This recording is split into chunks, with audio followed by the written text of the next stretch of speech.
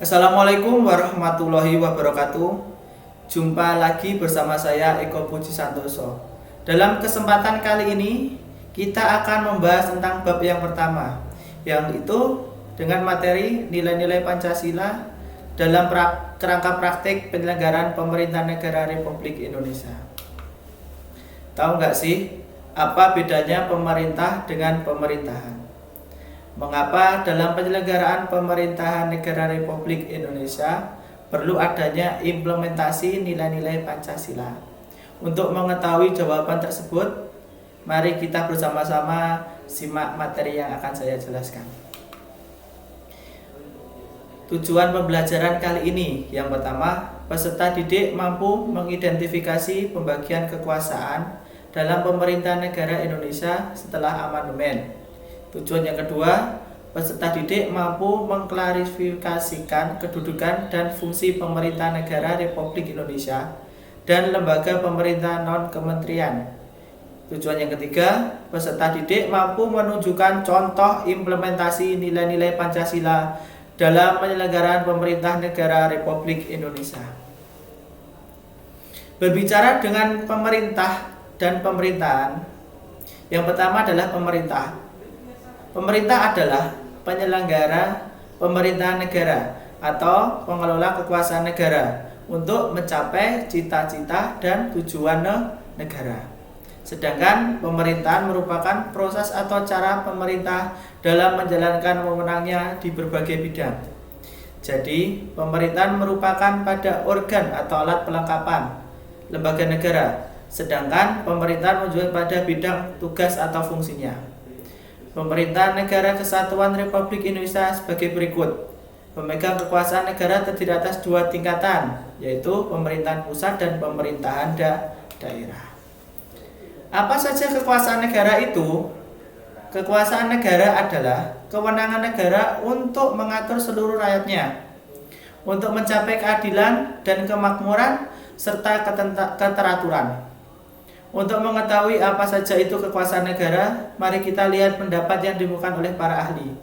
Yang pertama, pendapat menurut John Locke, yang mengatakan pembagian kekuasaan menjadi kekuasaan legislatif, kekuasaan eksekutif, dan kekuasaan federatif. Sedangkan menurut Montesquieu, atau yang dikenal juga dengan trias politika, membagi kekuasaan menjadi kekuasaan legislatif, eksekutif, dan yudikatif.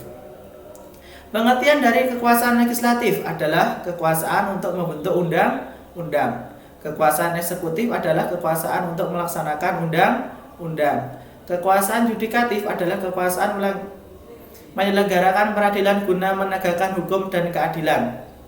Kekuasaan federatif, kekuasaan melaksanakan hubungan luar negeri. Nah, lanjut. Apa saja yang membantu presiden dalam menjalankan roda pemerintahan? Tentunya presiden tidak berjalan sendiri ya. Ada anggota yang membantu presiden dalam menjalankan roda pemerintahan. Presidensil, di mana kedudukan presiden sangat kuat. Ini adalah sistem politik yang ada di Indonesia, menganut sistem politik presidensil, di mana kedudukan presiden sangat kuat karena ia merupakan kepala negara sekaligus sebagai kepala pemerintahan. Presiden merupakan Presiden Republik Indonesia. Dalam menjalankan roda pemerintahannya, negara Republik Indonesia dibantu oleh seorang wakil yang dipilih bersamaan dengannya melalui pemilihan umum, serta membentuk beberapa kementerian negara yang dipimpin oleh menteri-menteri negara. Keberadaan pemerintah negara Republik Indonesia diatur secara tegas dalam pasal 17 Undang-Undang Dasar Negara Republik Indonesia tahun 1945 yang menyatakan bahwa 1. Presiden dibantu oleh menteri-menteri negara. Yang kedua, menteri-menteri itu diangkat dan diberhentikan oleh presiden. Yang ketiga, setiap menteri membidangi urusan tertentu dalam pemerintahan. Yang keempat, membentuk, mengubah, dan pembubaran kementerian negara diatur di dalam undang-undang. Mengapa nilai-nilai Pancasila perlu diaktualisasikan dalam penegakan pemerintah negara?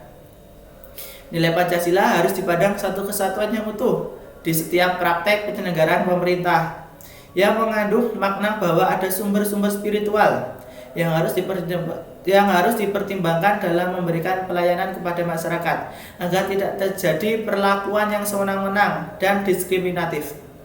Selain itu, nilai spiritualitas hendaknya menjadi pemandu bagi penyelenggaraan pemerintah agar tidak melakukan aktivitas-aktivitas di luar kewenangan dan ketentuan yang sudah digariskan. Nilai-nilai Pancasila dalam penyelenggaraan pemerintah negara Republik Indonesia. Nilai sila ketuhanan yang Maha Esa. Yang pertama, pengakuan adanya kuasa prima atau sebab pertama, yaitu Tuhan yang Maha Esa. Yang kedua, menjamin penduduk atau memeluk agama masing-masing dan beribadah menurut agamanya. Yang ketiga, tidak memaksa warga negara untuk beragama, tetapi diwajibkan memeluk agama sesuai hukum yang berlaku. Lanjut, yang kedua adalah sila kemanusiaan yang adil dan beradab. Yang pertama, menempatkan manusia sesuai dengan hakikat sebagai makhluk Tuhan karena manusia mempunyai sifat universal. Yang kedua, menjunjung tinggi kemerdekaan sebagai hak segala bangsa. Hal ini juga bersifat universal. Yang ketiga, mewujudkan keadilan dan peradaban yang tidak lemah. Lanjut, nilai sila persatuan Indonesia. Yang pertama apa? Nasionalis. 2. Patriotisme. 3. Menggalang persatuan dan persatuan bangsa. 4. Menghilangkan penonjolan kekuatan atau kekuasaan, keturunan dan perbedaan warna kulit. Yang kelima, menumbuhkan rasa senasib dan sepenanggungan. Lanjut, nilai kerakyatan yang dipimpin oleh hikmat kebijaksanaan dalam permusyawaratan perwakilan. Yang pertama, hakikat sila ini adalah demokratis atau demokrasi, yang artinya apa? Dalam umumnya yaitu pemerintah dari rakyat, oleh rakyat, dan untuk rakyat. Yang kedua, permusyawaratan artinya mengusahakan putusan bersama secara bulat. Baru sesudah itu diadakan tindakan bersama. Yang ketiga, dalam melaksanakan putusan diperlukan kejujuran bersama. Hal yang perlu diingat bahwa keputusan bersama dilakukan secara bulat, sebagaimana konsekuensi adanya kejujuran bersama. Yang terakhir yaitu nilai keadilan sosial bagi seluruh rakyat Indonesia. Yang pertama, kemakmuran yang merata bagi seluruh rakyat di dalam arti dinamis dan berkelanjutan. Yang kedua, seluruh kekayaan alam dan sebagainya dipergunakan bagi kebahagiaan bersama menurut potensi masing-masing. Yang ketiga, melindungi yang lemah agar kelompok warga masyarakat dapat bekerja sesuai dengan bidangnya. Nah, itulah tadi perjumpaan pertama saya dalam materi yang pertama. Setelah kalian mendengarkan dan menyimak video yang sudah saya berikan, selanjutnya tugas kalian adalah yang pertama, apa cita-cita dan tujuan bangsa Indonesia. Silakan kalian catat di buku catatan masing-masing. Cukup sekian. Wassalamualaikum warahmatullahi wabarakatuh.